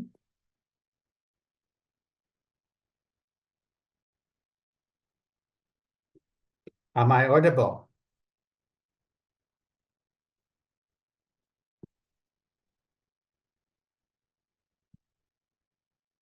Doctor, we can hear you.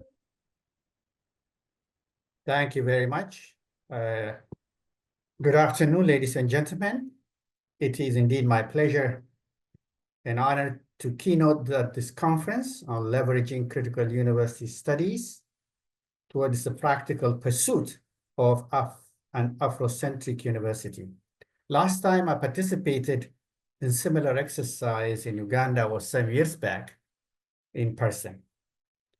First of all, I wish to thank profusely Dr. Jude Sempewa, the Dean of the East African School of Higher Education Studies and Development, and a good colleague, for inviting me to do what he calls a keynote provocation. While I'm yet to fully figure out what this keynote provocation really meant, I kind of got a hunch that it may be his polite way of telling me to be as concise as possible and as provocative as I could and leave the platform as promptly. I hope to live up to his expectation and do not disappoint him. I'm sure you find it stimulating to learn that the story and the title of this keynote, From Dumb Decolonization to Smart Internationalization, comes from a critical piece I published on the University World News in 2018 in response to an article by one of Africa's distinguished scholars, your former staff at Makerere, Professor Mahmoud Mamdani. When Jude first invited me to speak at this event on the theme of the conference that invaded Afrocentric university and decolonization, I directed him to this to relate my standing on these issues in the hope that he would leave me alone. Alas, I was wrong. And instead of ignoring me, he actually got back to me again, writing, I quote, "After reading your piece in University World News and reading our conference concept note again, I concluded," he says again, "that I could not have invited a better placed person to give us a keynote address." I discounted his "I could not have invited a better placed person" gibberish, but eventually submitted to present that position in content and spirit. But I can already feel that I am maybe moving against the grain in terms of the discourse and perspectives in this distinguished gathering, as I briefly gauged from the representative of the honorable speaker earlier. Well then, what is a scholar if he or she is not challenging established and entrenched discourses and perspectives? So, to give a background, what did Mamdani actually say? I quote, "It is striking in the post-colonial era how little the modern African university has to do with African institutions," he said. He went on to state that the university, the modern African university, quote, "draws its inspiration from the colonial period," end of quote. As a student of African higher education for over 2 decades now, I found his statement regressive, if not flawed. In that University World News article, I mused, quote, "The international political and economic scene is poised to once again go through another motion as globalization, its core pillar, has come under scrutiny from multiple corners, including at its home base in the United States. Yet, a good number of leading African authorities and public intellectuals still mourn the past, clamoring about and thriving on decolonization." I went on to remind the transformed and transforming global realities to offer a perspective, if you wish, a lens. I stated, I quote, "Communism is dead, capitalism is in tatters, the Cold War was over, but now back again. Multilateral agencies are in turmoil. Society is facing and confounded by artificial intelligence. Oh yes, we have just landed on Mars and edited genes of babies. Yet, some of Africa's brilliant minds continue to bemoan its past when they should proactively and aggressively endeavor to shape its future." In noting this, I promptly and robustly underscored, I quote, "To be sure, the painful reality, history, and legacy of colonialism may never vanish. and historians and educators and others need to rightfully continue to write, teach, and analyze for generations. However, the realities of the past, I caution, should not be allowed to thwart the crucial and requisite endeavors of the present and the future. Well, I had to build a robust case to counter the position of a distinguished and internationally acclaimed scholar as Mamdani. So, at the time of independence, when colonialism started to unravel some 6 decades ago, the number of universities were not more than the total number of the countries in Africa altogether. And some of them were established under the full purview of the colonizing forces. Fast forward, Africa currently is home to about 2,000 universities that enroll an estimated 20 million students who access education through numerous forms of instructional deliveries, public, private, and online, whatever the distinction may be. Some larger countries, either in economic terms or demographic accounts, such as Ethiopia, Nigeria, South Africa, now enroll millions of students in their fast-growing higher education sector. Given this massive higher education development in the continent, if you wish, transformation, articulating, critiquing, and situating the state of contemporary African universities within a half-century context, while still under the spell of colonial regimes, ignores this transformational growth and diversity in the continent. Furthermore, given the rich variety of institutions in the continent, it remains to be apparent which particular African university to which Mamdani was referring to. The statement does not make any distinction whether the good old flagships, Makerere, Addis Ababa, Dar es Salaam, Ibadan, or fourth generation universities of the recent past, or the fast-growing private institutions, which in many countries outnumber, if not outsize, their older public counterparts. Universities, by their very nature, embody a universal character, sharing common institutional traits, from strategic plan to their mission statements, from their governance to their modus operandi. These elements form the bedrock of higher education institutions across the globe. For a university to gain recognition, reputation, or credibility, it must conform to a set of universally accepted standards that transcend national borders. The phenomenon, what is typically known as institutional isomorphism, acts as a centripetal force that continuously draws universities towards a common center of practice and governance, often dominated by Western ideals and discourses. Well, it's important to recall that an ideal of a university in its contemporary form, the word there is contemporary, is a Western, to be sure, European formation, though countries from the United States to Japan systematically and strategically embraced it to advance their interests. I mean contemporary form because higher education existed, for example, even in Africa, long before colonialism. Timbuktu, current Mali, the monasteries in Ethiopia, and Al-Azhar are some of the examples. Therefore, isomorphism remains a powerful force in keeping institutions around the world fundamentally similar, if not the same or identical. Nevertheless, universality does not imply the wholesale adoption of externally generated values, cultures, and practices, be they from the West, East, North, or South, without consideration of national or local context. The global discourse on higher education must be balanced with the local needs, values, and specificities of each country or institution. Responsible institutional and governmental authorities must carefully navigate this landscape, ensuring that national and institutional direction, mission, and practices are as locally relevant as they are desirably international.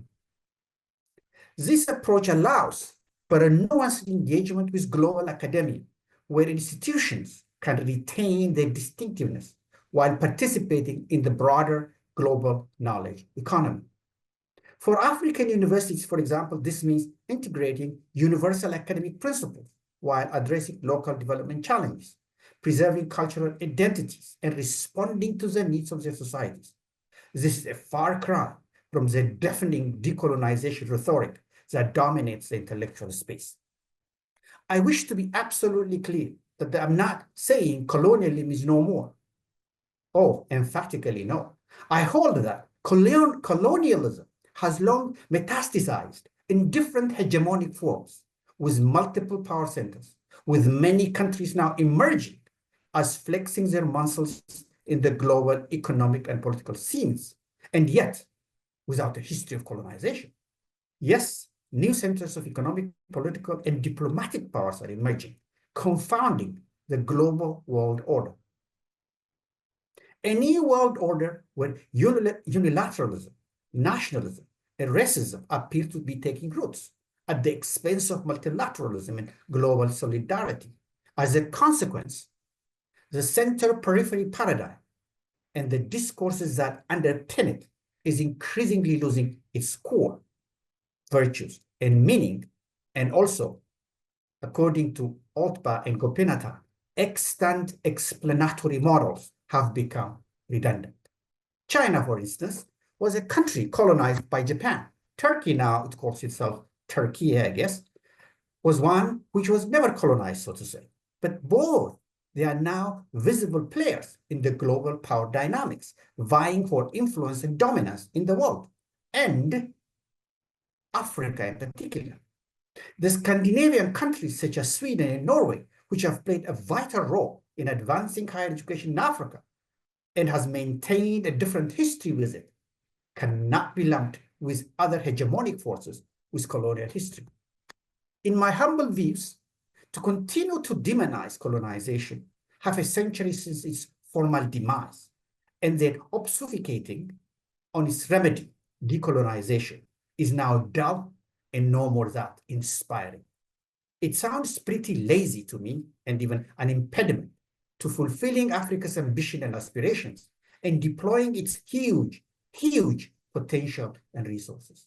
Unfortunately, masticating on colonization and decolonization monologues has become a staple for many individuals and institutions, stunting alternative voices commensurate with and responsive to global realities and Africa's needs.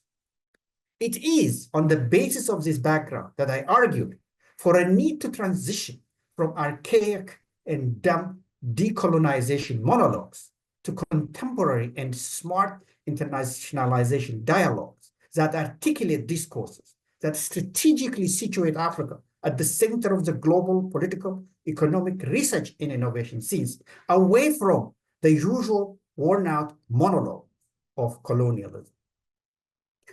Once again, more than half a century later, and long after imposed colonial isomorphic university traits have been largely quelled, Africa largely remains the last bastion of feisty conversation on colonialism and the need for decolonization. A week, for sure a month, won't go by when we do not receive a manuscript to the journal, the International Journal of African Higher Education I'm editing, without decolonization or colonization. Much of it, what a very distinguished South African scholar called a lot of ballooning that encounters with his graduate students, tired of polemical hyperbole rather than constructive analysis. It is intriguing that Africa still continues to blame those colonial forces, to be sure, still as powerful and self-centered as they are, and as culpable as they are, when it is yet to do its part in terms of ensuring that its key institutions, as universities, are well-funded, effectively governed, professionally managed, and strategically deployed. If colonization of an African institution is still happening, it may be taking place owing largely to an absence of a resolute and persistent strategic focus on the part of the liberated, i.e. the colonized, if not necessarily a conspiracy of the vanquished, the colonizers. That said, there is considerable conflation, if not confusion, between colonization and internationalization in the context of higher education. Oftentimes, internationalization is demonized as perpetuating colonization, or better put, as slowing decolonization. At the dawn of African independence in the 1960s, the famous Africanist and founding father of the Republic of Tanzania, the former President Julius Nyerere, succinctly pronounced the danger of lacking a balancing view between what is local and what is international. He observed, I quote, "There are two possible dangers facing a university in a developing nation. The danger of blindly adoring mythical international standards, which may cast a shadow on national development objectives, and the danger of forcing out our university to look inwards and isolate itself from the world." So, amidst the tectonic shifts taking place around us in the world, the narrative of decolonization remains largely the same, still feeding the new generation of Africans with the same yet relegated discourse frozen in time. In a piece I wrote in 2018 entitled "Alleged Espionage and Fierce Denial, Breaking the Silence of the Lambs," I called the urgent need to build and strengthen Africa's key intelligentsia in institutes, structures, and bodies to address the continent's growing and glaring intellectual deficit in relation to its major partners and enhance mutual benefits and partnerships. For instance, for all the passionate as well as critical voices on now massive China-Africa partnership, one would hugely be disappointed by the minuscule number of centers of Chinese studies in African universities. I'm not talking about the Confucius institutes in Africa, for that matter around the world, which are managed by the Chinese themselves. I hope that this distinguished audience may be aware that none of the African nations commit 1% of their GDP to research and development, critical for competitiveness, innovation, and international standing, though this was strongly recommended by the UN for as long as I remember. Even my adopted country, South Africa, arguably the most advanced in the continent and as generous towards higher education and research, has only managed somewhere between 0.7 and 0.8%. According to a report I read not so long ago, Kenya had twice the recommended figure, but I'm not sure if this is an isolated case, given the recent economic turmoil. The lack of commitment for research has meant that Africa's intelligentsia are left to knock at the doors of the very international forces, including those colonizers, former, that they condemn, begging for money, notwithstanding the responsibilities of the global community, including the former colonizers, for a better world, as articulated in the UN's Sustainable Development Goals. In an edited book on research and graduate education in Africa, which hopefully will be published soon by Palgrave Macmillan, I noted the multiple partners Africa continues to attract, which I described as Africa's polygamy in development cooperation, from Europe, Africa to US Africa, from China, Africa to Turkey, Africa, to recently South Korea, Africa, to Saudi Africa summits and compacts. To exhibit the massive shift in the knowledge discourse and internationalization with huge political and strategic consequences, European capitals are no more the largest destination for students in Africa, for example. China has assumed that position already, with other countries also making advances.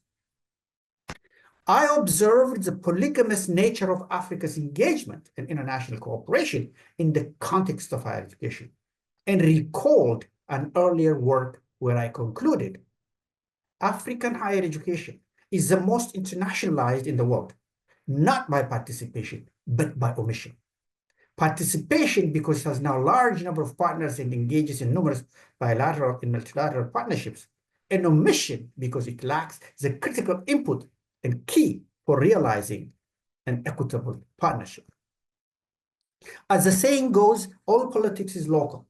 I argue that all internationalization, that is, smart internationalization, ought to be locally grounded and internationally flavored. The choice one makes in terms of language used in academic institutions is as local as it is international.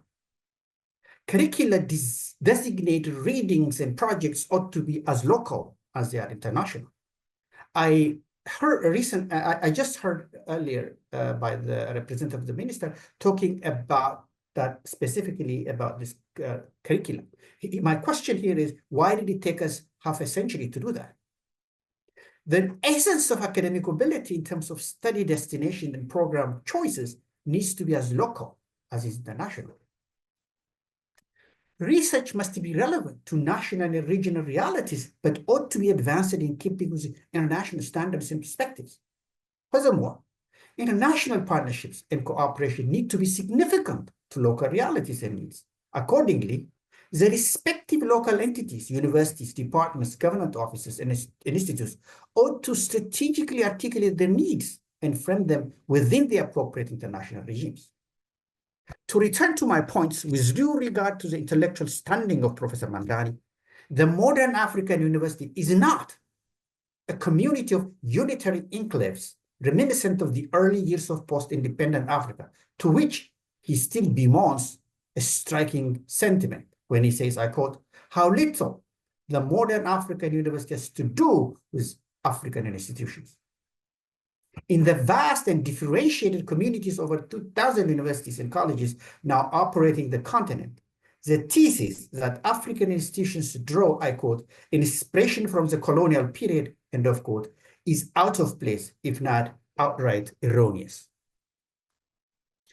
It is well overdue to sharply refocus on creating an enlightened cadre of African intellectuals, scholars, researchers, and professionals that are fully cognizant of their history, but are confident and competent in navigating the international landscape in the national and continental as well as global interest. In conclusion, true to the title of my presentation, the dumb decolonization monologue in its formation and expression that dominated the academic discourse for over half a century must give way to smart internationalization in the interest of advancing the African academic, economic, social, and political interests in the fast-changing and vastly shifting global landscape. Thank you very much.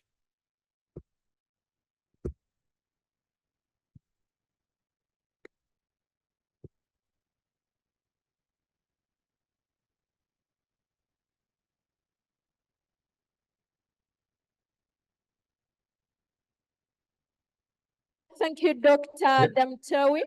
That was very rich submission. And I'm not going to say a lot at this point. I'm going to invite Dr. Dina. Can we all clap for Professor Dina? Professor Dina to come and thank Dr. Damtawi.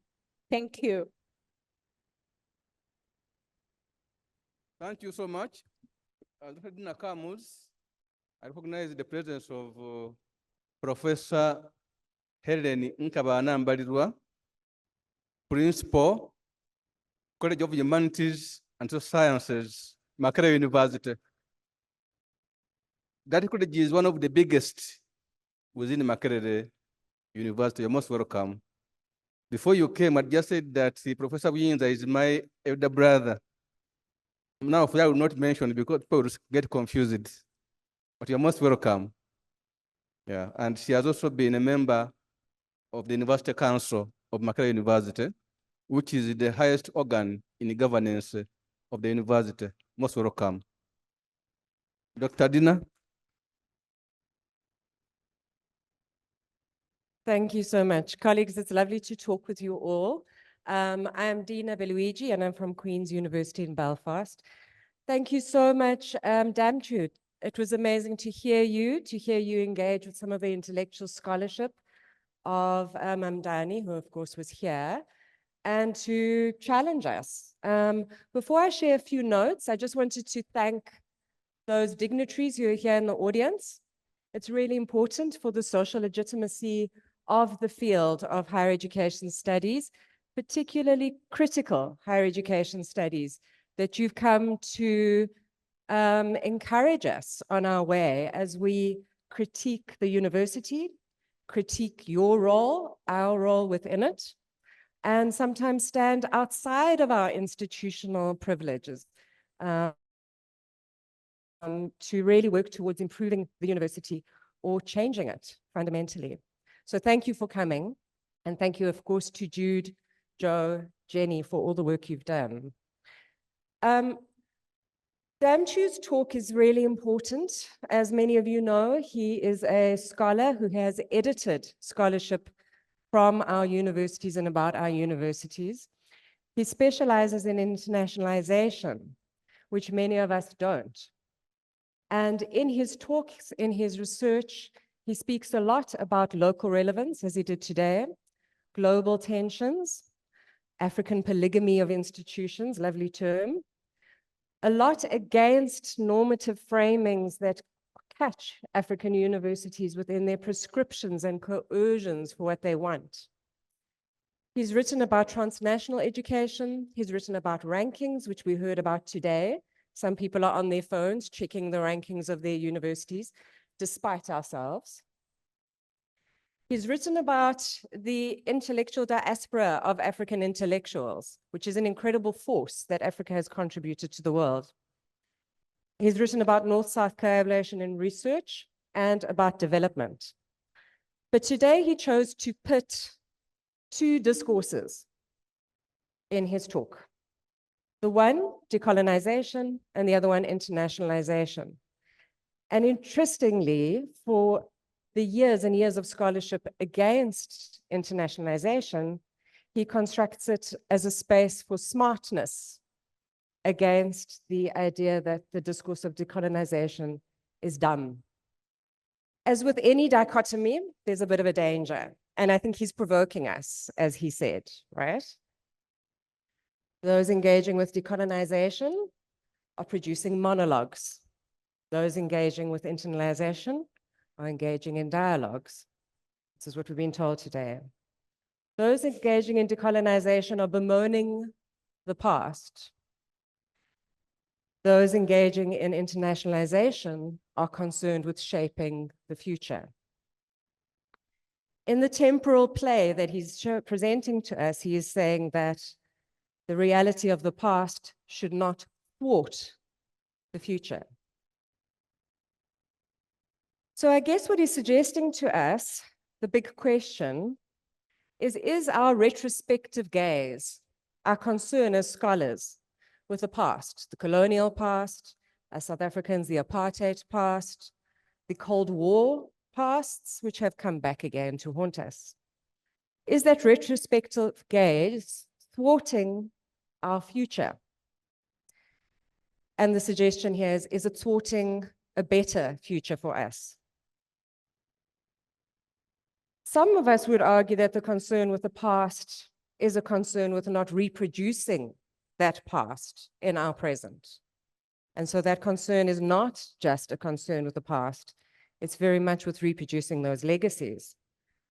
But then we were introduced to the critique of Mamdani, which is really interesting critique to have here, because it's a very similar critique to what was presented in the 1960s about Makerere by Eric Ashby, who interestingly was the Vice Chancellor and Chancellor of Queen's. He was very worried that that universities were being created in different parts of the world as transplants of British colonialism. And he spoke about the ecology of higher education and how if you have a transplant, it will not survive. We know that's not true. Transplants do survive. Colonial universities survive very, very well in different places, but they cause violence. So Damchu critiqued, he said, and it's interesting for us as scholars, which is why I'm going to sort of place emphasis on this, because it is a really valid critique, I think. The critique is that Mamdani was putting all of the universities into one big pot. So the critique really, to my understanding, is the lack of specificity in Mamdani's accusation, that his critique became a sort of blanketing of the colonial and the African university. Those of us at research institutions know that there is difference, there is agency, there is resistance. There is still dominance though.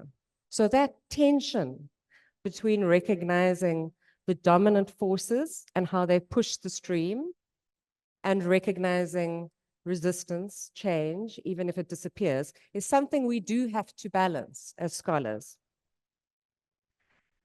He was really critical of what he calls deafening rhetoric. So I think here that's also interesting to hear. Maybe it's not the critique, because in fact, I think he was actually presenting towards the end what many would see as a decolonial critique of aspects of internationalization.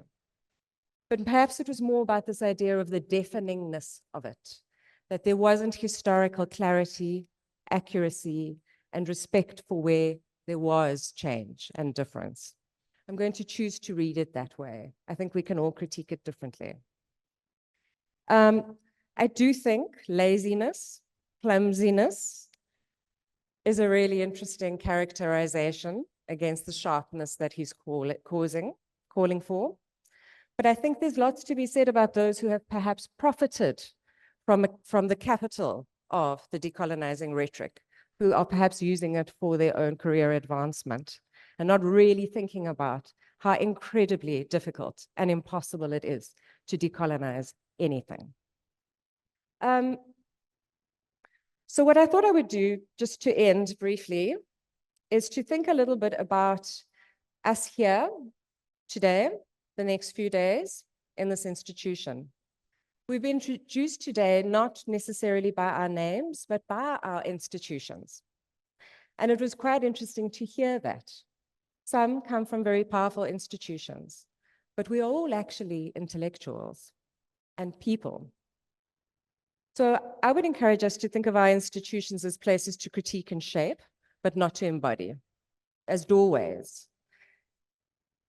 Then again, I want us to think about where we are right now, in a reconstructed building of Makerere University, a conceptual home of thought, of intellectual thought, also a conceptual home of problematic intellectual thought. We're inside a building that was burnt down and not rebuilt into a different architecture, built back into the colonial grandeur. Across from us is the library, an incredible place. Please go inside it, look around it. The archive is amazing. The projects within it is amazing. The critiques on its wall are really interesting. On the other side is the chapel, part of the original chapel that's grown. Really interesting if we think about how the social institution of religion has shaped this place. Thankfully, there are also mosques on this campus now. Across the way from us is Freedom Square. Interesting for us to think about. Inside a building with a lot of securitization around us at a time where there are protests and strikes on this very campus. But then just across the way too is a really beautiful monument with wording, I would love to know, that sounded like it came from scholars of higher education. Each decade has a plaque of time since Makerere began. It goes right through from its origins to the dark ages or some of the ages within it, right through to massification and liberalization. This is a very intelligent space. Many of us come from institutions that do not have that background about itself. A publication was produced this year in commemoration of the centenary with people who wrote about it within this room, also librarians, people within the natural sciences. So some of the discourse used in that book is decolonization. Some of it is internationalization. It is very specific. It is very sharp. So as you sit here, think about how you are an intellectual in a space, think of how to critique the space, but also think of what are the core commitments that drive you beyond being an intellectual and an academic as we engage over the next few days. Thank you.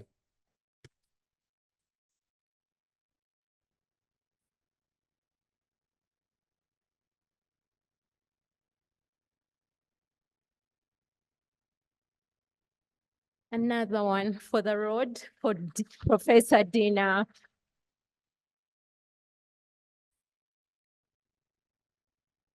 Well, well, well. I think we are doing great, aren't we? If you think so, give us another hand clap. Yes.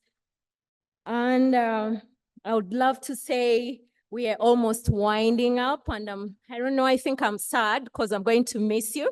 But there is another event coming in, the networking one, which puts the ice onto the cake. We thank Professor Dina. Thank you for that.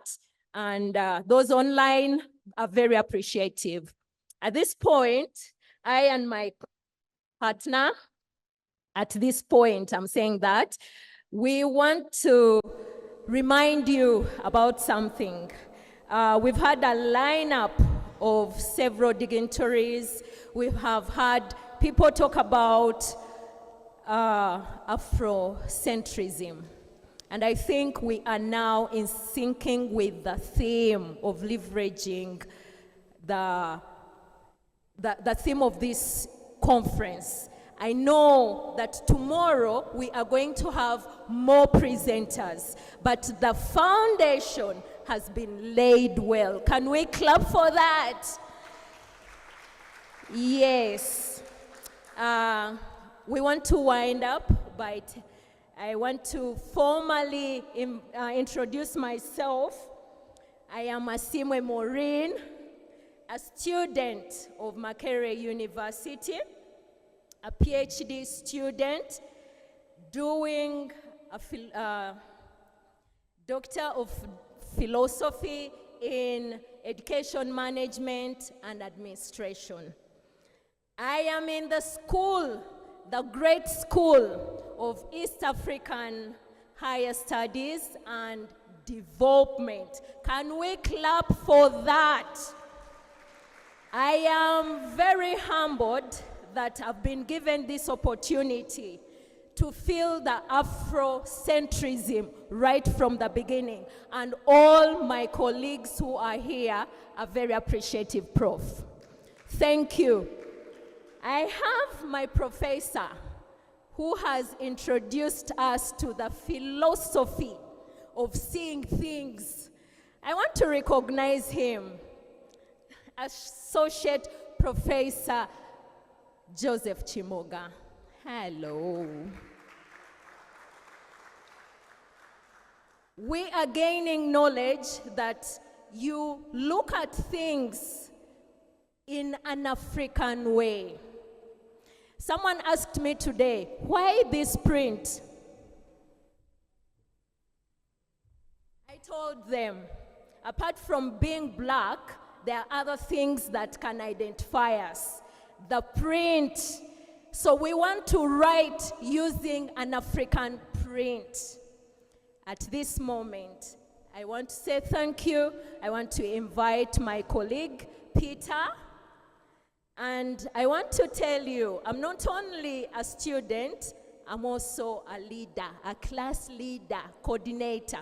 So I know at another time, I am going to represent the School of East African Higher Studies and Development on another level as an African student leader. We should clap for that. Thank you. Peter is going to take on and then also invite us to the next event. I thank you. I've loved being with you. Thank you, Maureen. My CV is very short. My name is Peter Mwanja. I am a senior administrator or a member of the senior administrative staff from the Department of Dean of Students, Makerere University. But most importantly, I am here as a PhD student from the East African School. You are most welcome. Thank you for this session. We are very humbled to have you. You've been a wonderful audience. We want to thank the presenters, those online. I want to thank Dr. Dina and all our speakers, including Vice Chancellor, Principal, and Dean of the School of East Africa. And all the audience, thank you so much. I can see many people are moving out. Our next item on our agenda is cocktail. We are going back where we were before we came here. Professor Helen Nambadwa Nkabala, you should have sat at the front seat because you are a member of top management, but don't worry, you and the ministry officer and the dean of the school are going to lead us to the next item. We are going back to the next floor where the seminar rooms are. I want to apologize, Mr. Dean, sir, of the school. I have got concerns from the visitors about our guest house. I want to accept and take responsibility because I'm a member of staff and from the administrative staff. This is not academic, that is ours. But my senior sister, Professor Helen, is also here from management. So we are going to do what we can this evening to speak to the guest house. What can be rectified, should the time possible, will be done. What cannot be handled, your comments will serve for the future, for the better of the future. May I therefore request you, I'm not adjourning because we still have 2 items, and the very next one is the cocktail. May I now request the dean of the school to lead the team for the next item. Thank you very much. Thank you, online members. Dr. Asimwe Enoka, my OB, I've got your feedback online from Botswana and all others. Thank you. We are still on. Don't go off. So, dear members, Dr. Dina and the team there, please, let's go back to the place where we were for the next item on our agenda. Thank you so much. Morina Simwe, thank you.